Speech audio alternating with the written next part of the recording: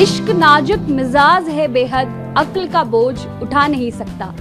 अकबर इलाहाबादी ने इस शेर को लिखा है, लेकिन पाकिस्तान की एक महिला ने मोहब्बत में सारी सीमाओं को लांघकर इस बात को प्रूव किया है। हमारे साथ इस वक्त सीमा मौजूद हैं, जो खुद पाकिस्तान से दुबई और फिर नेपाल के रास्ते चलकर भारत में गैर कानूनी रूप से आई और इसके लेकर के इनको पुलिस ने गिरफ्तार किया, लेकिन फिर इनको कोर्ट से जमानत मिल गई और फिलहाल वो अपनी प्रेमी के साथ ग्रेटर नोएडा में स्थित उनके घर पर साथ रह रही हैं। हमारे साथ इस वक्त सीमा भी हैं और उनके प्रेमी जो उनके अब पति बन चुके हैं सचिन, वो भी मौजूद हैं। सीधे इनसे ही बातचीत करते हैं। सीमा, मोहब्बत की सारी सीमाओं को लांघकर जिस तरीके से आप अपने प्रेमी के पास आई हैं, क्या कहेंगी, कितना मुश्किल रहा ये सफ़र? बहुत मुश्किल था।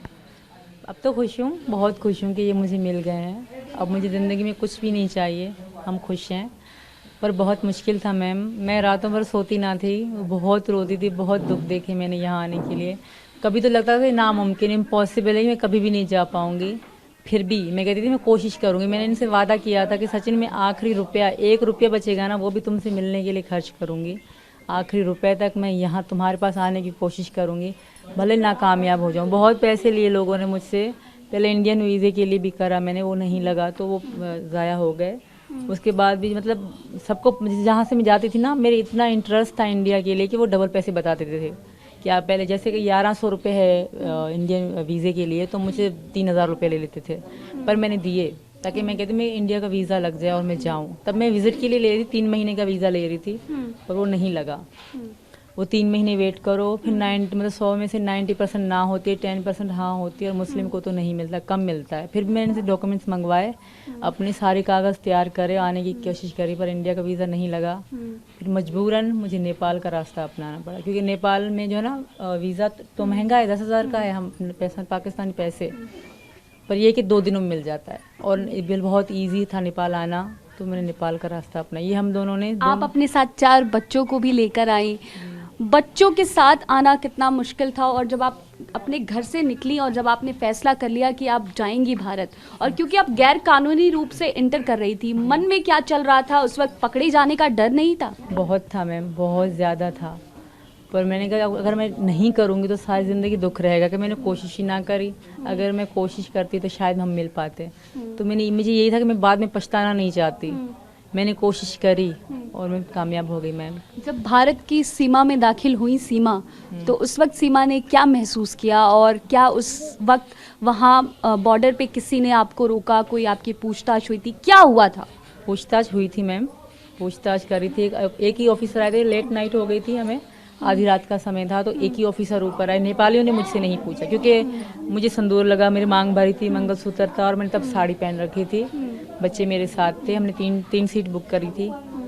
तो नेपालियों ने मुझसे कुछ नहीं पूछा, क्योंकि मैं भारतीय कि मैं भारत से हूँ। इसी कारण मैं बस वाले को मैंने कहा मैं भारत से आई हूँ, मैं वापस जा रही हूँ। तो नेपालियों ने मुझसे कोई क्वेश्चन नहीं करा। हाँ, जो हमारे इंडियन है वहीं से एक ऑफिसर ऊपर आए थे बस के अंदर, मैं नीचे नहीं उतरी। तो एक ही ऑफिसर ने मुझसे पूछताछ करी कि तुम कौन हो, कहाँ से आई हो। मैं अपना नाम जो सीमा है बताया, बच्चों के राजप्रिया प्रेम का यही बताया, इनका नाम पति बताया जो सचिन मीना ठाकुर, और पापा का नाम बताया नित्तर सिंह जो है वही, और एड्रेस मैंने यहाँ का बताया। तो इससे मैंने कहा बच्चों की तबीयत ख़राब है। इनको कहा कि पति कहाँ है तुम्हारे? मैंने कहा उनको काम से छुट्टी ना मिली, वो आते हैं हमें लेने, पर बच्चे बीमार हो गए तो मुझे जल्दी जाना पड़ रहा है। तो इसी कारण उन्होंने बच्चों को, मेरे को प्यार दिया, मेरे बच्चों को ज़्यादा कुछ भी नहीं पूछा। फिर हम चले, मेरा बैग चेक करा गया। आप कैसे महसूस कर रही थी जब आप भारत में दाखिल? डर रही थी मैं, मन में ऊपर वाले को बुला रही थी कि बस हो जाए, मदद हो जाए। जैसे मतलब वो आदमी उतर गया, ये थोड़ा अच्छा लगा। जैसे बस हमारी चली ना, थोड़ा आगे पेट्रोल पंप था, वहीं रुकी, तो उतर के मैंने इनको बताया कि मैं तुम्हारे भारत में आ गई। तब बहुत खुशी हो रही थी, मुझे यकीन नहीं मैं भारत में हूँ। मैं बार बार इधर उधर देख रही थी, वहाँ के लड़के थे पैंट शर्टों में, तो पाकिस्तान में आम तो सलवार कमीज़ पहनी जाए, आदमी हो या लड़की हो, pant salwar kameez, pant shirt बहुत कम, कुछ ही लोग हैं जो जैसे पैंट शर्ट पहनते, वरना सलवार कमीज़ लड़कों पहनते। तो सबको देख के मुझे बहुत अच्छा लग रहा था। बिहार के रास्ते से हम लोग आए थे, वहीं कोई बॉर्डर लगता है, तो बहुत खुशी हुई। पर थक बहुत गए थे मैम, मैंने 2 दिनों से कुछ भी नहीं खाया था, क्योंकि नेपाल का खाना बहुत ही अलग है, बिल्कुल मतलब खाने लायक नहीं था। जब मैं इंडिया आई तो इन्होंने एक होटल वाले को फ़ोन पे करे पैसे, बहुत अच्छा होटल था, तो उन्होंने मुझे खाना दिया, तब मैंने पेट भर के खाना खाया और उन्होंने मेरे लिए कुछ एक्स्ट्रा पैसे भी भेजे, तब हम आ गए आए मैम। सचिन, जब आपको सीमा ने फ़ोन किया और उन्होंने कहा कि वो भारत में एंटर कर गई हैं, आपको कैसा महसूस हुआ और फिर आपके ऊपर कितनी ज़्यादा जिम्मेदारी बढ़ गई? क्या कभी डर लगा कि अगर वो पकड़ी जाएंगी तो आपके साथ भी पूछताछ हो सकती है, आप भी सवालों के घेरे में आ जाएंगी? कभी ये चीज़ें आई दिमाग में? जी हाँ, हमारा रखने का ऐसा तो कोई इरादा नहीं था। हाँ, डर था। खैर उसी डर की वजह से हम क्या कहते हैं वकील के पास गए थे और उस वकील की वजह से ही हम आज यहाँ हैं। अच्छा, तो आप वकील के पास गए और तब ये कहानी बाहर निकल कर आई। क्या हुई थी बातचीत वकील से और फिर किस तरीके से ये चीज़ें बाहर आई? ये कहती थी इनके बच्चों के स्कूल खुलने वाले हैं, बच्चों को पढ़ने अढ़ने भेजेंगे और ना बच्चों का आधार कार्ड है, स्कूल वाले आधार कार्ड के बगैर नहीं रखते, माँ के वो चाहते हैं, वो मांगते हैं आधार कार्ड। तो ये बोल रही थी कि हमारी कोर्ट मैरिज भी हो जाएगी। वैसे तो हमने नेपाल में पहले ही 13 मार्च को शादी कर ली थी 2023 में ही, और तो ये कह रही थी कि कोर्ट मैरिज भी हो जाएगी और क्या कहते हैं बच्चों का ये भी हो जाएगा। मतलब आप पहले इनसे मिल चुके हैं? जी मैम, 17 मार्च को 10 मार्च को पहले मिल चुके थे, 7 दिन मिले थे हम। तो उन 7 दिन के अंदर में हमने एक दिन 13 मार्च को शादी की थी वहीं नेपाल पशुपतिनाथ मंदिर काठमांडू। तो क्या उस पहली मुलाकात में ही आपने ये तय कर लिया था कि सीमा यहाँ आएंगी, भारत आएंगी? उस दौरान ही आप लोगों ने तय कर लिया था कि आप साथ रहेंगे, या बाद में आप लोगों ने ये तय किया और फिर ये सारी प्लानिंग हुई कि उनको इस तरीके से भारत में एंटर कराया जाए? तो पहले तो जब हम आए थे तो हम ये पहले तो हमारा प्यार था ही सच्चा, वो क्या कहते हैं था ही बहुत। तो ये कह रही थी कि मेरा भी कहना था, ये कहती थी कि मुझे कॉल पे ये बहुत बड़ी लगती थी, लंबी थी कि मुझे ये ऐसा लगता था मैं बहुत छोटा हूँ या ये कितनी लंबी होगी। तो ये हम आपस में ये चीज़ इनकी देख लेंगे हम आपस को कि कैसे आदत से कैसे सब चीज़। तो क्या कहते हैं हमने क्या कहते हैं वहीं जगह ये पहला मिलना वहाँ जगह तय किया था कि तो मिलकर कैसा लगा? बहुत अच्छा लगा मैम, बहुत। सीमा, आपके 4 बच्चे हैं और जब आपने ये तय किया कि आप भारत जाएंगी और सचिन के साथ रहेंगी, उस दौरान सचिन का क्या रिएक्शन था? क्या इन्होंने कभी ये कहा कि बच्चे वहीं छोड़कर आओ? ऐसी कोई बातचीत हुई जब आप इनसे, जैसा ये बता रहे थे, मार्च में मिली पहली बार नेपाल में, उस दौरान क्या बातचीत हुई और कैसे आपने तय किया कि आप इनके लिए सारी सरहदों को पार कर लेंगे? जी बिल्कुल, ये अभी पता नहीं कि चुप हैं, वैसे बहुत खुश रहते हैं और बहुत प्यार का जो करते हैं इजहार। अभी पता नहीं कि ये खामोश सहमे कंफ्यूज हो रहे हैं मेरे पति। बहुत खुश रहते हैं, बहुत चाहते हैं मुझे, जितना मैं इनको करती हूँ ना शायद इससे ज़्यादा मुझसे ये करते हैं। ये मेरे लिए पाकिस्तान आने के लिए तैयार थे। अच्छा, तो क्या मैं इनके लिए इंडिया नहीं आ सकती थी? मैं इनकी जान को मतलब मुश्किल में नहीं डालना चाहती थी, पहली बात। और ये इनका परिवार था, मेरा परिवार नहीं था। भाई बहन अब शादी करके अपने घर में खुश रहते हैं। तो ये अपने बाप का एक ही लड़का है, एक बड़ा जो लड़का है वो अलग रहते हैं और यही अपने पापा के। लेकिन जब आप यहाँ आई हैं तो आपके जो पूर्व पति हैं उन्होंने एक वीडियो जारी किया है और उसमें उन्होंने मांग करी है कि भारत से रिक्वेस्ट करा है कि उनकी बेगम और उनके बच्चों को वापस उनके मुल्क भेज दिया जाए। तो उनसे आपकी कैसी बातचीत है? आखिरी बातचीत उनसे कब हुई और क्या बातचीत हुई? हमारी बातचीत 20 ही में हुई थी, डेट फिक्स याद नहीं है। बाकी जो ये कह रहे हैं ना, ये ऐसे ही कह रहे हैं, ऐसा कुछ भी नहीं है। वो मेरे पति नहीं, मेरे पति ये बैठे हैं आपके सामने। बाकी रही बात बच्चों की, अगर बच्चे उनके पास जाना चाहते हैं, जाहिर बच्चों से पूछा जाएगा, क्योंकि वो बच्चों ने उनसे कभी प्यार नहीं पाया, कभी उनके साथ इतना रहे नहीं, तो बच्चे ऐसे कैसे रहेंगे? दूसरी बात, इनके जो पापा हैं वो सगे पापा नहीं है, वो उनकी मम्मी ने दूसरी सेकंड शादी करी तो वो पापा, इनके अपने पापा मर चुके हैं। तो उनके पापा अच्छे नहीं हैं, जो दूसरे पापा है ना। इनकी पहले बेटी थी, इतनी थी जब हमारी शादी हुई तो उसका रिश्ता कर दिया गया और उसकी मतलब 2.5 लाख में निकाह भी पढ़ा दिया गया, इतनी थी तब। अभी तो बड़ी हो गई होंगी। तो उनकी इसी मतलब वजह से मैं इनकी फैमिली के साथ कभी नहीं रही, क्योंकि इनकी फैमिली का जो अच्छा नहीं था। और मेरी 3 लड़कियां थी, तो इनकी फैमिली से मैंने कोई कांटेक्ट नहीं रखा। तो आप सचिन के कांटेक्ट में कैसे आई? पबजी खेलते खेलते ये प्यार कैसे हुआ? पबजी से ही हमारा प्यार हुआ, क्योंकि मैं अकेली रहती थी। बहुत ही मतलब बोरिंग लाइफ थी इनसे पहले मेरी। वही घर खाना बनाना, घर संभालना, बच्चे संभालना, और बस। जब मैं पबजी खेली, पबजी मेरे मोबाइल में बहुत शौक से चलाते थे। टिकटॉक पे वीडियो बनाना, रील बनाना। रील तो इनके लिए बनाई, पहले टिकटॉक ही चलाते थे। पाकिस्तान में टिकटॉक बहुत चले, तो बहुत टिकटॉक पे वीडियो वगैरह बनाना, डांस करना मुझे बहुत अच्छा लगता है। मतलब नाचना मुझे बहुत पसंद था। तो फिर मेरी जब पबजी खेला इनके साथ तो मुझे अच्छा लगा। फिर इन्हीं के लिए मैंने इंस्टाग्राम डाउनलोड करा। 813 वीडियो हैं सिर्फ इनके नाम की मेरे उस आईडी में।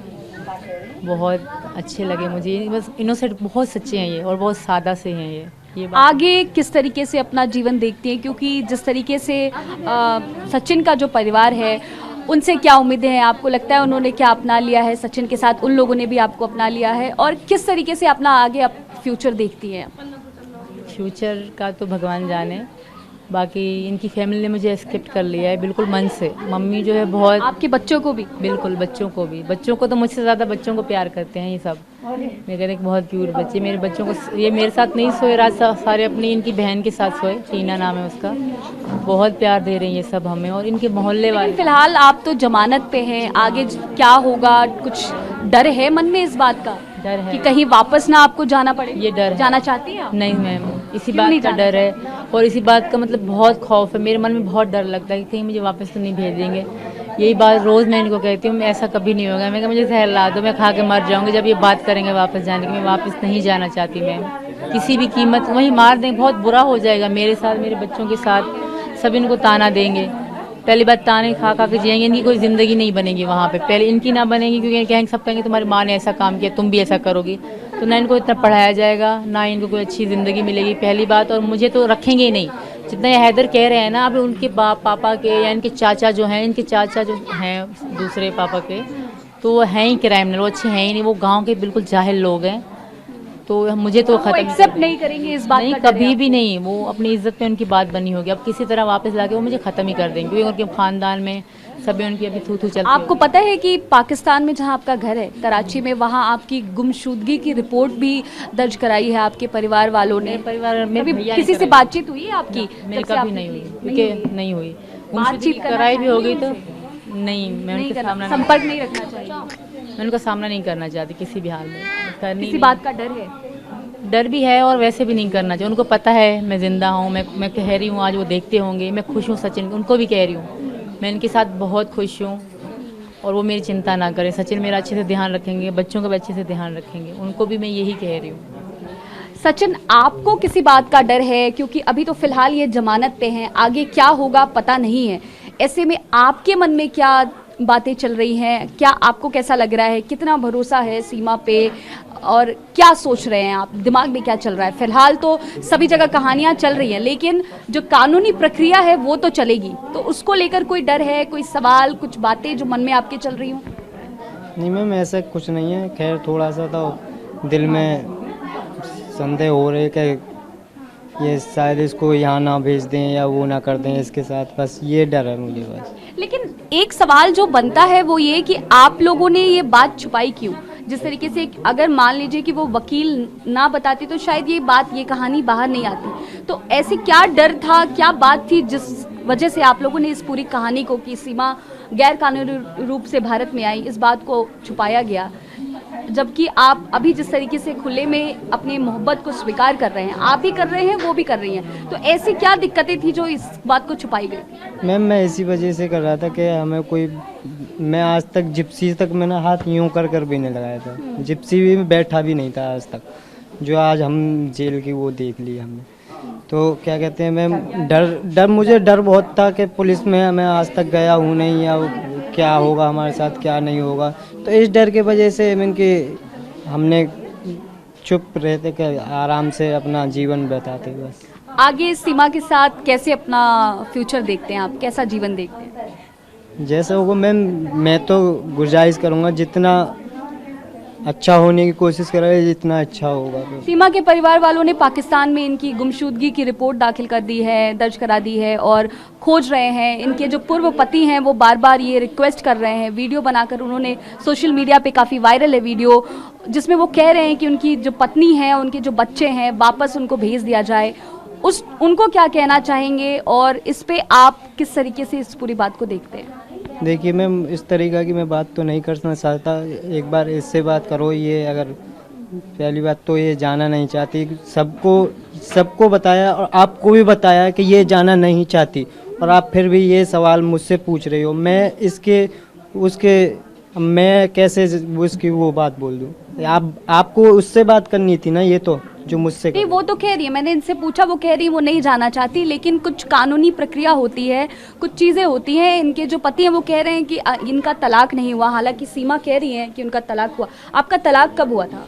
हमारा 20 के बाद फ़ोन पे ही हुआ था। फोन पे ही हुआ था जी। पर आपके पति कह रहे हैं कि हमारा तलाक नहीं हुआ, आपको वापस जाने की बात कह रहे हैं। वो आप नहीं मैं आपको जाएंगे? बता रही हूँ, उनकी रिस्पेक्ट पे बात आग बढ़ी है। इनके गांव में जो कड़ुकाणी गांव लिखवाया मैंने, उसे पूरे खानदान में इन पे थू थू करते होंगे कि तुम्हारी बहू भाग गई इंडिया। अच्छा, इस वजह तो से। इसी रिस्पेक्ट पे उनकी तो आपको क्या लग रहा है सचिन, जिस तरीके से इनके पूर्व पति दावा कर रहे हैं, हालांकि ये कह रही है नहीं जाएंगी, लेकिन इस सब में आप किस तरीके से देखते हैं? क्या आपको इस बात का डर है कि हो सकता है कल को सीमा को पाकिस्तान जाना पड़े, तो उस वक्त आप क्या करेंगे? ऐसा कोई डर मन में? उस वक्त मैं मैम ये करूँगा कि ये तो ख़त्म हो ही जाएगी वहाँ पर, मैं भी खुदकुशी कर लूँगा, बस ये गुजारिश बस।